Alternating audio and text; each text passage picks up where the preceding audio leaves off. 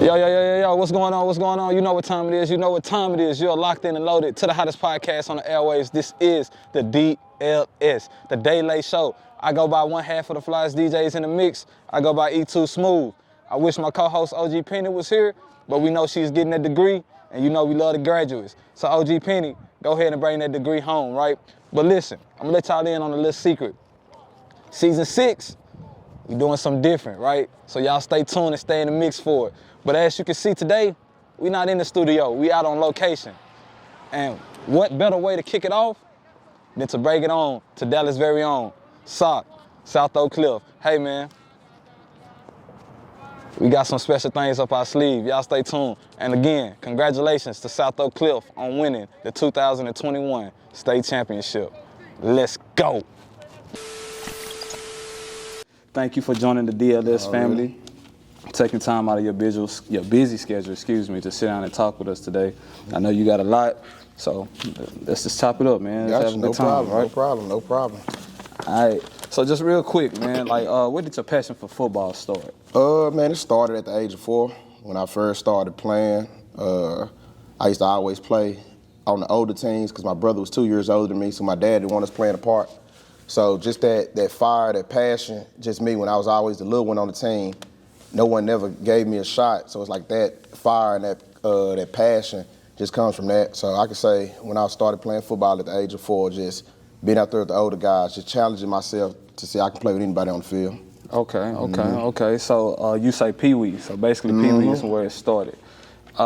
Just when did you know then at a young age, like this is something that I can really see myself doing, I think I want to say it started in Pee Wee, but it was the 2004 Dallas Lincoln team when I went to go see Byron Eaton. I went to go see Byron Eaton for the first time, and I just remember going to one of those games, just seeing him with the ball and seeing how that defense was playing.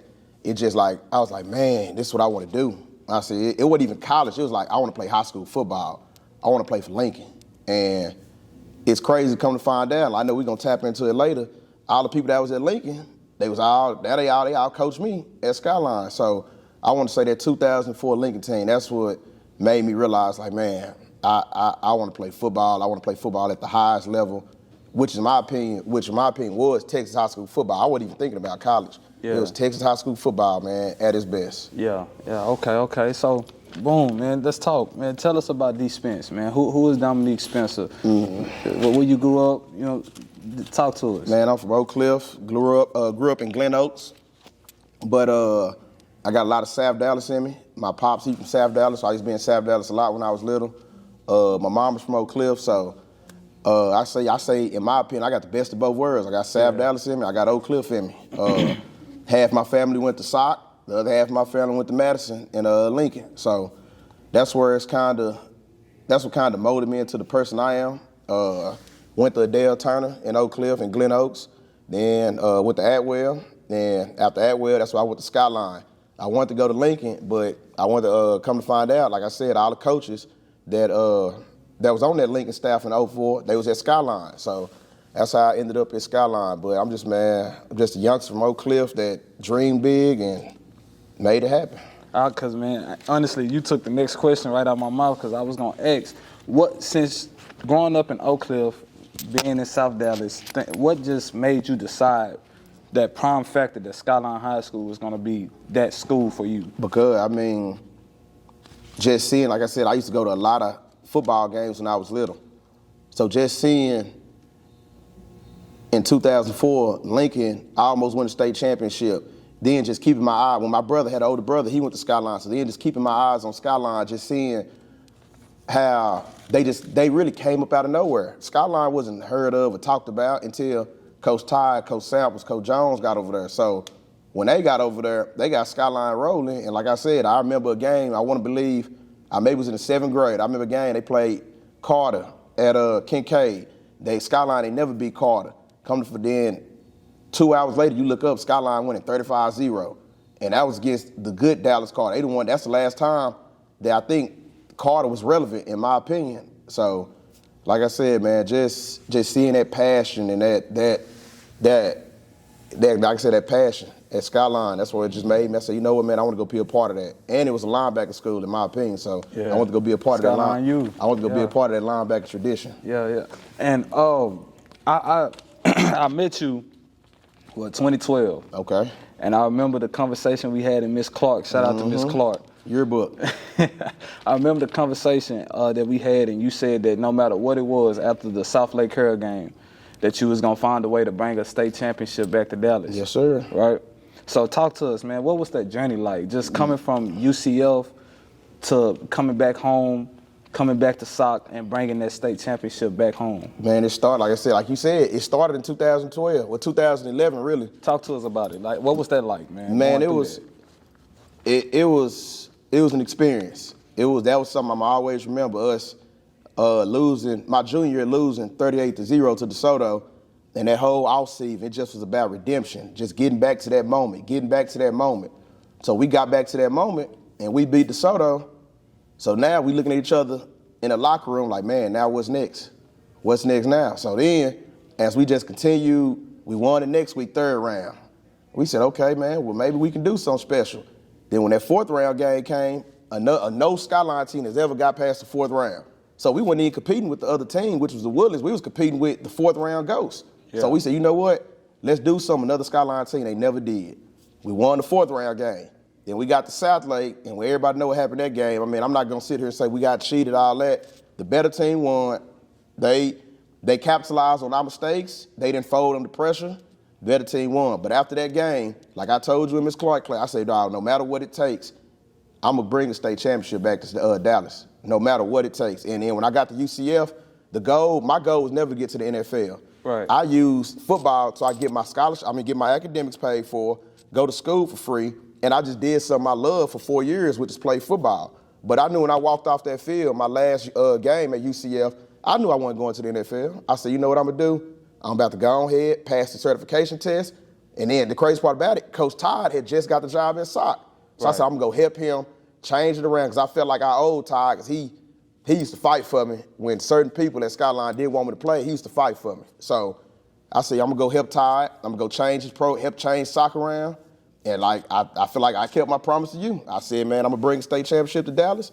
And I'm not saying I did it myself, but I believe I was a big part of it. And like dreams come true, and I did it. Man, that's live. So you spoke on Coach Todd. So what's that relationship with you and Coach Todd? Because like I say, we played ball together, so I know you being a linebacker, he was a linebacker coach, and now that you're a linebacker coach doing your thing, like what's that relationship like now? It's kind of.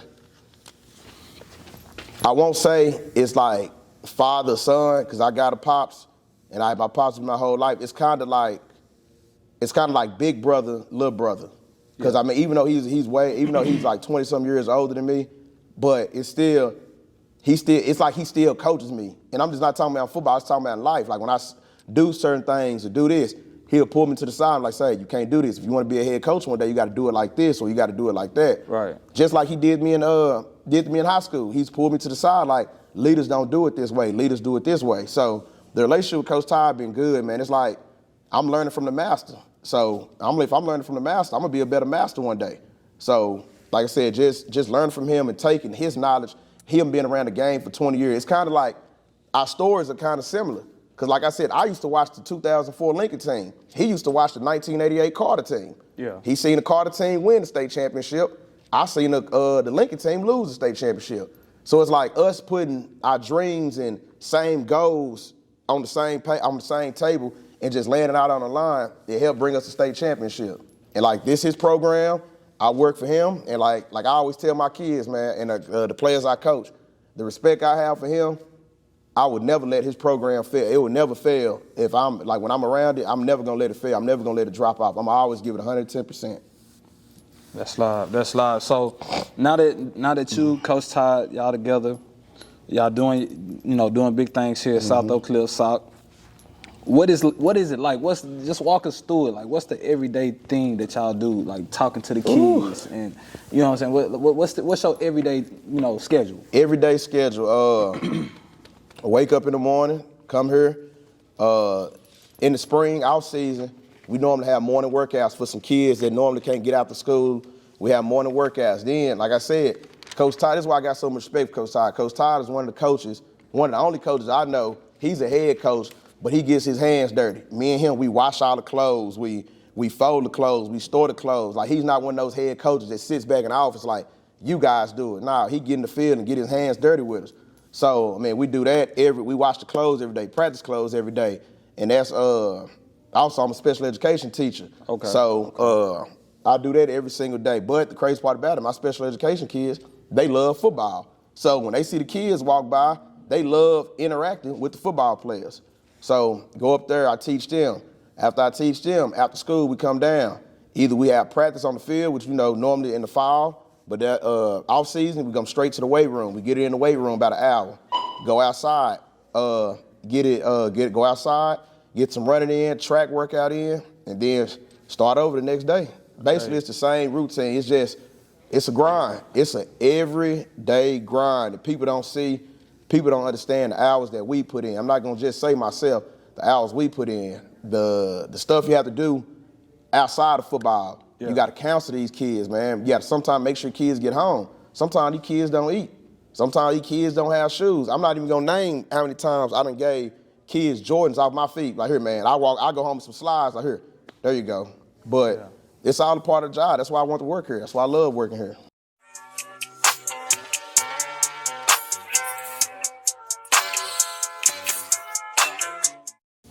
So, man, I had to go do some homework. I had to go do some digging, you know what I'm saying? And I ran across some things we not gonna discuss what we said, but I know you know what I'm talking about. Okay.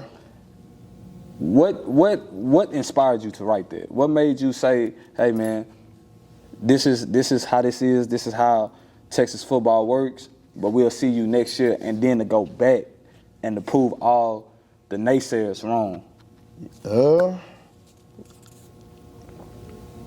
Just basically just believing in yourself. Speak on that. Just like, man, if nobody else believe in you, then ain't nobody if you don't believe in yourself, ain't nobody else gonna believe in you. So, like, I tell the kids all the time, like, and I give them examples all the time. I'm like, say, man, when you lose in life, and that's in anything, when you lose in life, you got to look at it as a victory, because then you got to see what defeated you and why did it defeat you. It can be the reason. It could be the person was better than you, or you messed up or something like that. But I look at it like, whatever loss you take, it's a victory, because it's gonna make yourself stronger. You got to find out your weaknesses, just like football, any football, life, all that. So we lost to Frisco last year in the playoffs. We lost to them, 18 seconds left. They ran the kick return back to the 10-yard line or something to kick the field goal. Yeah. But then you look at it, it wasn't nothing Frisco did. It's what we did on our kickoff team. One of my linebackers that I coach, he at Arizona State right now, he got washed out his lane. So I put that on me. So it's stuff like that. You got to take responsibility for what you do and what you put into this world. So like I said, it is what it is. People beat you certain days, but it's just how you come back from it, just how you bounce back from the L. Okay. So just some challenges that you done faced over the years. If you can give a piece of advice to the youngest coming up under you, or just some of your players that you coaching right now, and they come to you, they Coach Spence, like, help me with this. Yeah. Like, just the things that you done been through. What are some of those things that you have used as tools that to help you get through it, to persevere, and to get to where you are today? Basically, never get too high and you never get too low. What I mean by that, you can be on top one day, and then next thing you know, you at the bottom of the ground, and you can't get back up. And there'll be some times like that in these 6 years where I feel like I'm doing everything right. I'm doing this right. I'm doing that right. But it's like certain stuff just not going in my favor. Like I said, or it can be other people other people overlooking you. And I'm not saying just in jobs. I'm just saying just in life, period. Certain things and certain people, they not for you. I'm just saying it like that. Certain people in this world, they be saying they for you, but then they really don't be for you. Right. So you got to use that as your motivation. All I can do is tell the people, just live life. Love your life. Do what you got to do. Love your people. And the people that's with you, they're going to always be with you. And the people that ain't, you're going to be able to differentiate and get them out your life. But if they with you, they're going to always be with you. Facts. So you got one in the hole, man. I won. You finally did it, broke through.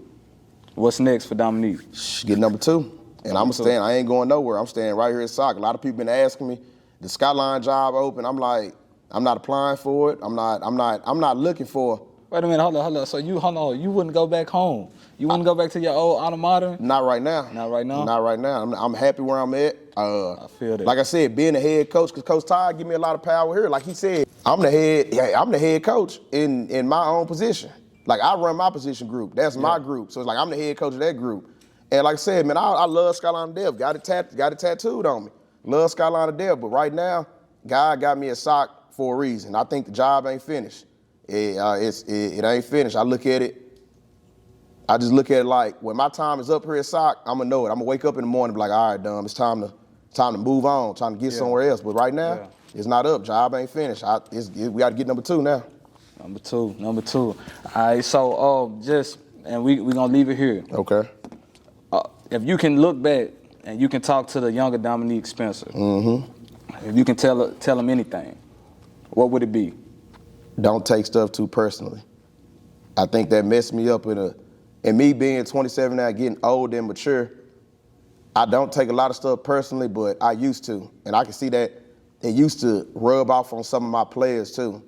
Like, if I don't like a certain thing or a certain person, it'll rub off on my players because of the energy I give the situation. Yeah. So I tell a young Domenic, stay high, don't get hot-headed. Stay cool, stay calm, and whatever's meant to be, it's gonna be. And that's what I'm starting to learn. If it's meant to be, it's meant to be. And we said this saying all year, and Coach Todd started saying it probably about Kimball week.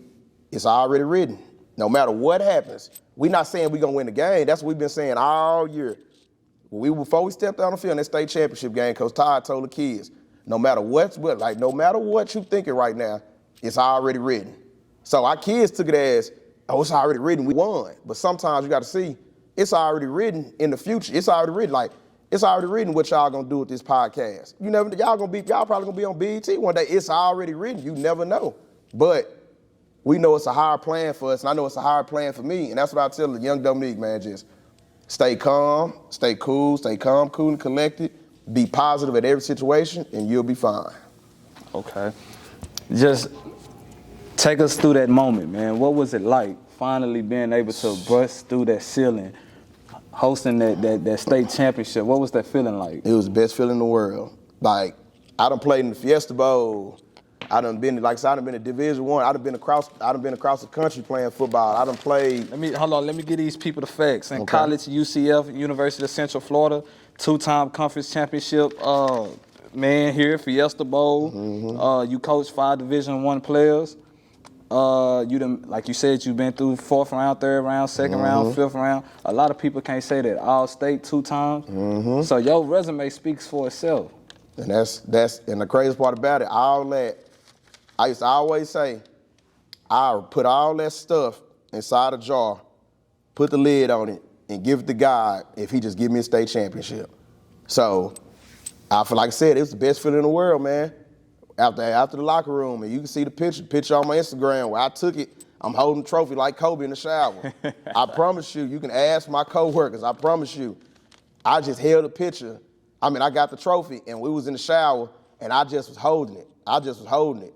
And the pose just ended up like that, but I promise you, it wasn't planned. I just was holding it because that's the best feeling in the world, man. And it's like I said, that's probably one of my greatest achievements. That is my greatest achievement. And I'm always say it. We can get 2, we can get number 3, 4, 5, but that number one is special. And no matter what, nobody can take that away from me. Oh yeah. Before the interview, we was speaking on it. You said that you still ain't hit you yet. Nah, it ain't hit me. I don't think it's gonna hit me till probably about some years later when I'm sitting down and I'm like, man, I won the state championship. I was a part of a state championship in the state of Texas where you got to go 6 rounds deep just to get to Cowboy Stadium and play in the game. So I was a part of that, man. Oh, man, that's a blessing. So go ahead and let the people know where they can find you, they can follow you. Oh, man, you can follow me on Twitter at Domenic_Spencer. Same on Instagram, Domenic_Spencer, man. On Facebook, it's just my name, Domenic Spencer. If you see me in the streets, I be in the hood still. I ain't big time. I still eat Rudy's. I still go to Big Daddy's in the South. You catch me anywhere. If you see me, don't be afraid to speak to me. You say Big Daddy's. I ain't gonna lie, I won't be one of them salads too. No cap. But thank you, man, again for sitting down and talking with us here with the DLS family, man. And congratulations. I already appreciate on becoming the 2021 state champions. Appreciate you. Here at SOC. Go Bears, man. Appreciate you, man. Is it anything that you want to leave off, say anything? See you next year, 12/16, 2022, Cowboy Stadium, 11 a.m. See you next year. Well, y'all heard it here first from Mr. Domenic Spencer himself, man. Thank you again. And y'all know what time it is. Y'all locked in and loaded to the hottest podcast on the airwaves. This is the DLS, the Day Late Show, man. See y'all when we see y'all. Peace.